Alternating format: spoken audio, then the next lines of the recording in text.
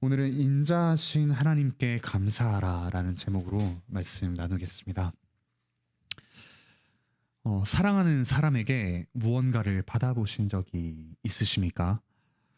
꽃과 편지, 옷과 신발, 심지어 돈을 받아보신 분도 있으실 것입니다. 무엇을 받을 때 가장 행복하셨습니까? 특히 자녀를 두신 부모님들께서는 자녀에게 무엇을 받을 때 가장 행복하셨습니까? 제게는 자녀가 없지만 제가 만일 부모라면 어떨지 좀 상상해 보았습니다. 아마 아빠 사랑해요 라는 말이 아닐까 싶습니다. 사랑하는 이에게 받을 수 있는 최고의 선물은 사랑의 표현이기 때문입니다. 그렇다면 하나님은 우리에게서 무엇을 받을 때 가장 기뻐하실까요? 우리의 물질, 시간, 재능 이런 것도 다 좋지만 하나님께서는 우리의 사랑의 고백, 그 감사의 고백을 가장 기뻐하실 것입니다. 오늘 본문에서 시인은 우리가 하나님께 드릴 수 있는 최고의 것, 감사를 드리자고 우리를 초청하고 있습니다. 여호와께 감사하라. 2절부터 4절에서는 각 사람들을 부르면서 함께 감사하자고 초청합니다. 이제 이스라엘은 말하기를, 이제 아론의 집은 말하기를, 이제 여호와를 경외하는 자는 말하기를. 그리고 여기에 우리를 포함시킬 수 있겠습니다. 이제 안용주는 말하기를, 이제 최승기는 말하기를, 이제 심주호는 말하기를, 이제 관악교회는 말하기를 여호와께 감사하라입니다. 이런 우리가 고백할 내용이 무엇입니까? 그의 인자하심이 영원하다라는 것입니다. 이 시를 부르는 상황은 전쟁에서 승리한 이후 개선가를 부르는 상황, 또는 포로에서 귀환한 상황, 성전이나 성벽을 재건하는 상황 등 여러 가지 상황으로 볼 수가 있습니다. 어떤 상황이건 간에 하나님의 인자하심이 영원하다는 사실을 노래하고 있습니다. 오늘 말씀을 보면서 이 인자하신 하나님께서 우리에게 베푸시는 그 은혜가 무엇인지 함께 살펴봅시다. 그리고 함께 이 인자하신 하나님께 감사하며 하나님을 찬양하는 시간이 되면 좋겠습니다. 우리가 하나님께 감사할 수 있는 이유는 무엇입니까? 첫 번째로 하나님께서 우리의 편이 되시기 때문입니다. 5절부터 9절을 보시면 우리의 편이 되시는 하나님에 대해서 고백합니다. 5절에는 고통 중에 여호와께 부르시셨더니 여호와께서 응답하시고 넓은 곳에 세우셨다라고 이야기를 합니다. 고통 중에 있을 때 사람이 이와 같습니다. 나를 옥죄는 매우 좁은 곳에 있는 것만 같습니다. 가슴이 답답하고 또 불안해집니다. 위기 앞에서 사람의 시야와 또 입지는 너무도 좁게 느껴집니다. 그러나 시인이 고백하듯이 하나님께서는 이런 우리를 내버려 두지 않으십니다. 좁은 곳에서 건져내어 넓은 곳에 두십니다. 하나님이 내 편이 되신다고 이야기합니다. 6절입니다. 여호와는 내 편이시라. 내가 두려워하지 아니하리니 사람이 내게 어찌할까? 여러분은 언제 든든함을 느끼십니까? 나 자신이 모든 것을 갖추고 또 출중한 능력을 가지고 있을 때 그때 또 든든함을 느끼기도 합니다. 하지만 무엇보다 뛰어나고 또 선한 어떤 사람이 내 편이 된다고 확신할 때 그것만큼 든든할 때가 없습니다. 강력한 아군이 있을 때 우리는 불안하지 않습니다. 내가 실수하더라도 그 실수를 모두 덮어줄 출중한 사람이 전적으로 나의 편이라면 그보다 든든한 일은 없습니다. 우리 사랑하는 형제자매 여러분, 온 세상을 창조하신 하나님께서 우리의 편이 되어주십니다.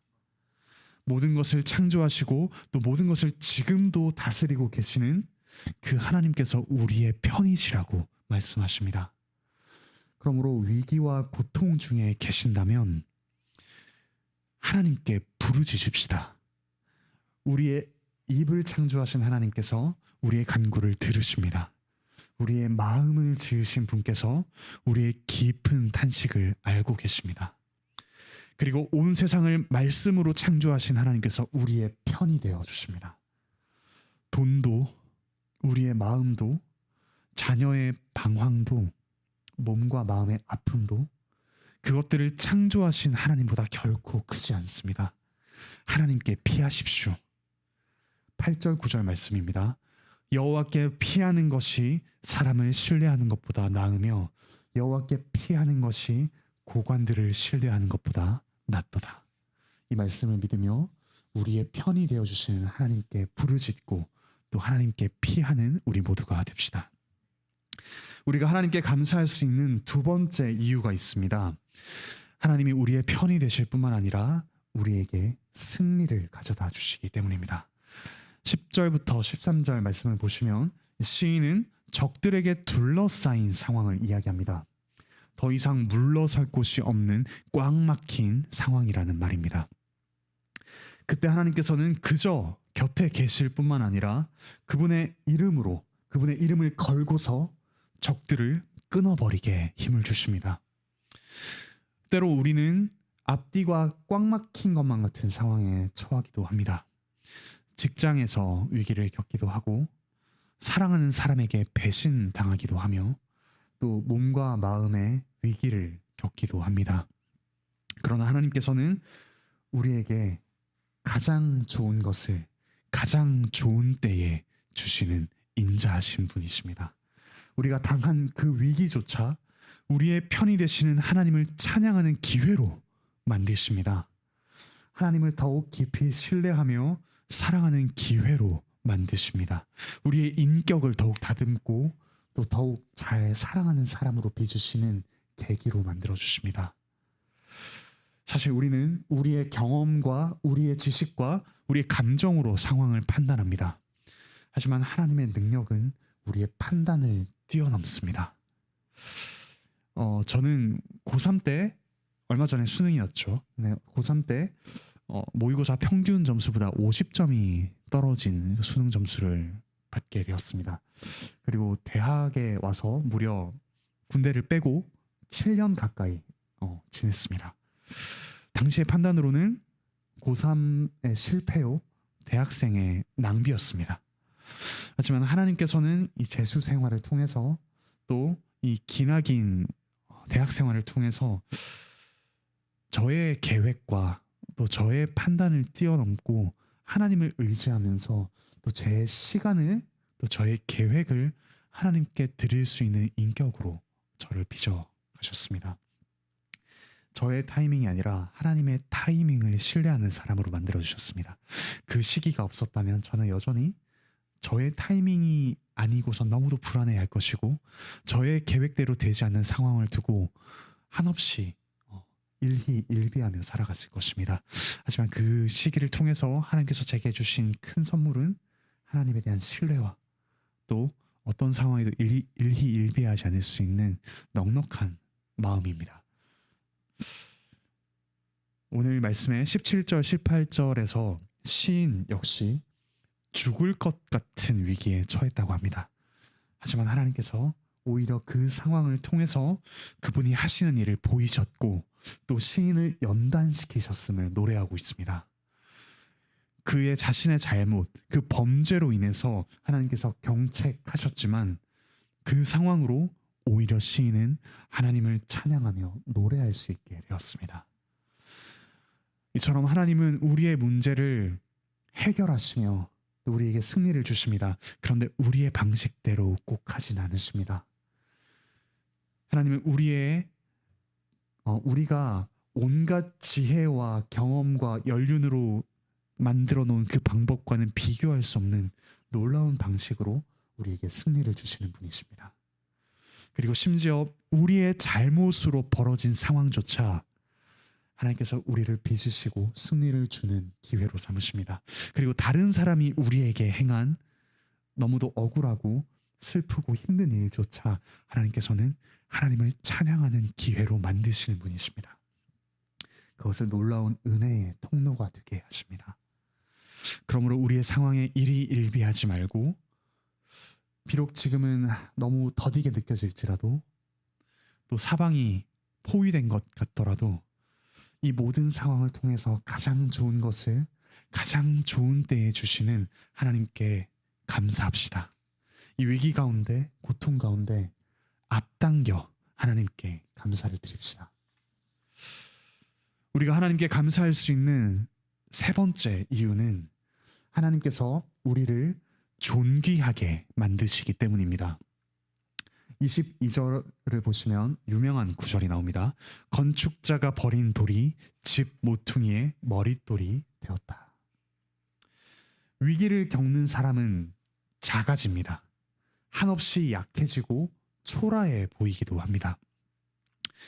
시인을 압제하고 위협하는 이들이 여기서 건축자라면, 시인은 그들이 버린 돌, 건축자가 더 이상 쓸모없다고 버린 돌처럼 되었습니다. 하지만 하나님께서는 이 건축자가 버린 돌을 집 모퉁이의 머릿돌로 만드셨습니다. 이 머릿돌은 집의 기초가 되거나 집을 완성하는 돌입니다.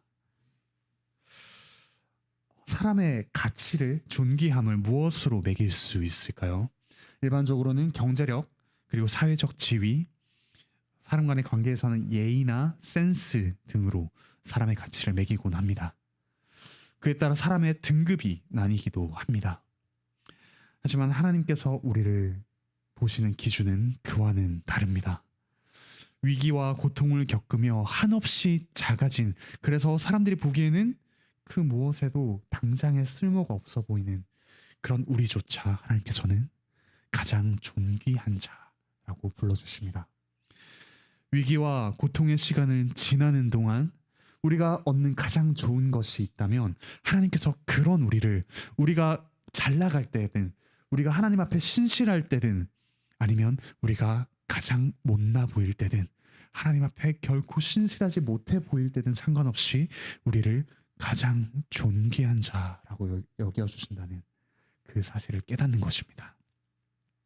그러므로 상황이 나아지는 것, 또 우리가 간절히 바라는 무언가가 이루어지는 것보다 이 모든 상황에서 하나님께서 우리를 존귀한 자로 여기고 또 그렇게 만들어가고 계신다는 사실을 함께 주목하며 기뻐합시다.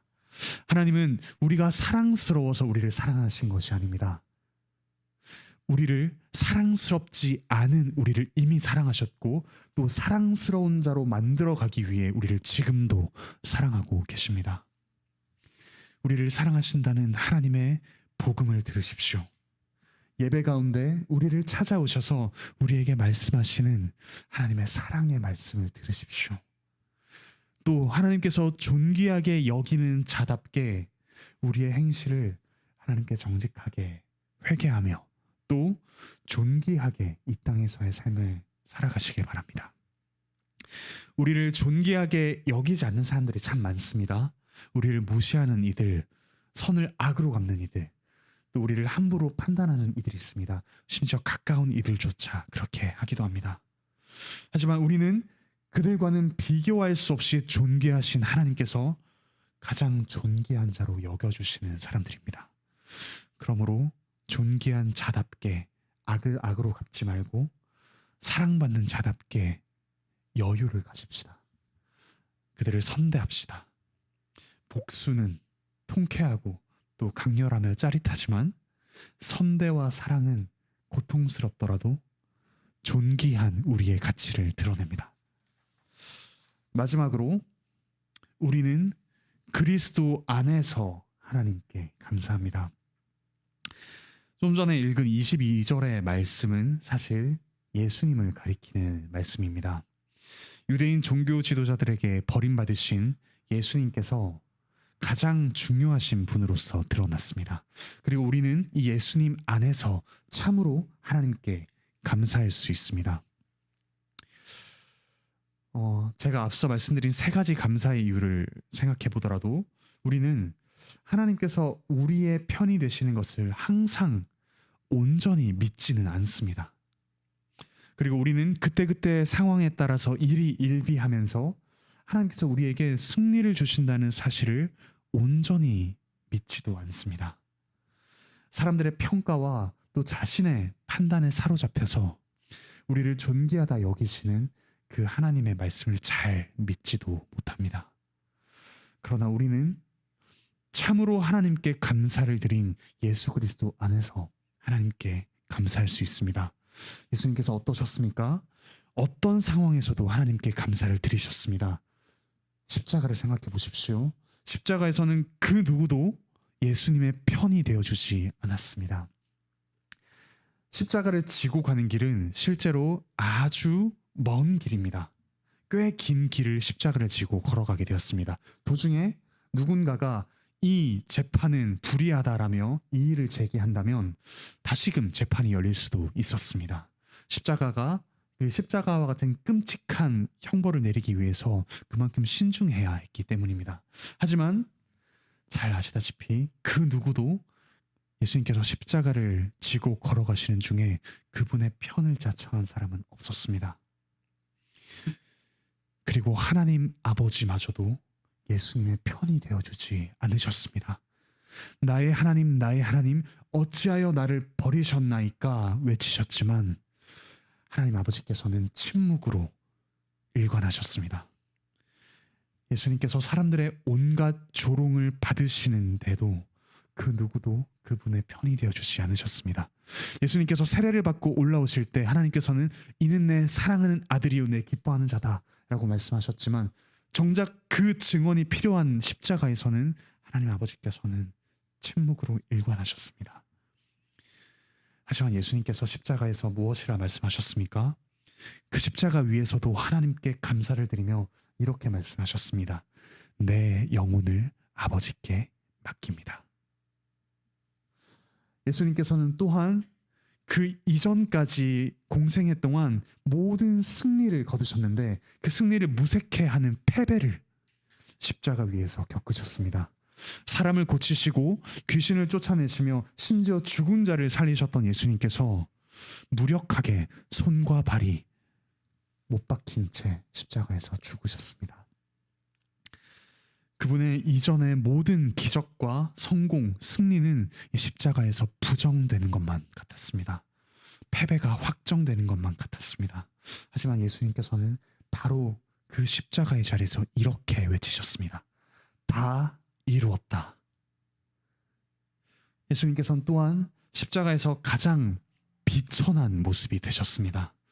태초부터 영광과 존귀로 옷 입으신 성자 하나님께서 이 세상의 창조주께서 십자가에서 벌거벗겨지신 채 얼굴에 땀과 침과 또 온몸에 피가 범벅이 된 채로 버려지셨습니다. 그럼에도 예수님께서는 십자가에서 끝까지 존귀함을 잃지 않으시며 이렇게 말씀하셨습니다. 아버지, 저들의 죄를 용서하여 주십시오. 하나님께서는 이 그리스도를 다시 살리셨습니다.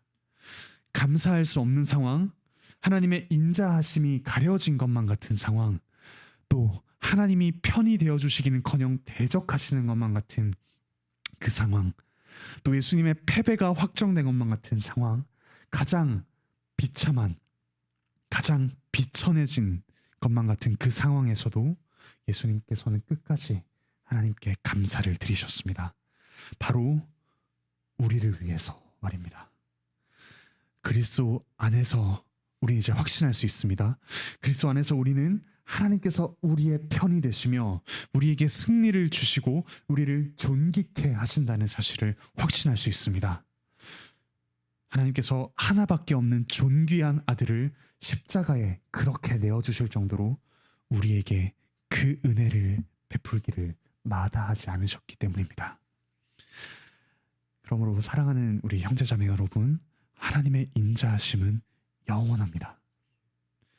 우리의 판단이, 사람들의 평가가 하나님이 너희 편이 아니시다, 너희는 패배했다, 너희는 비천한 자다라고 말할 때조차, 또 우리 스스로 그렇게 여길 때조차 하나님의 인자하심은 영원합니다.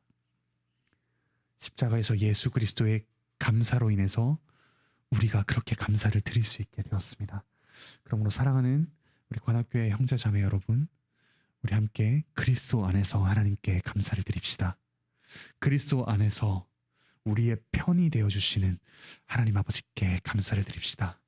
그리스도 안에서 우리에게 승리를 주시는 하나님께 감사를 드립시다. 그리스도 안에서 우리를 존귀하게 여겨주시는 하나님께 감사를 드립시다. 그와 같은 평생의 감사함으로 서로 화답하며 그리고 하나님께 감사를 드리는 우리 모든 관악교회 형제자매 되시길 바라고 축복합니다.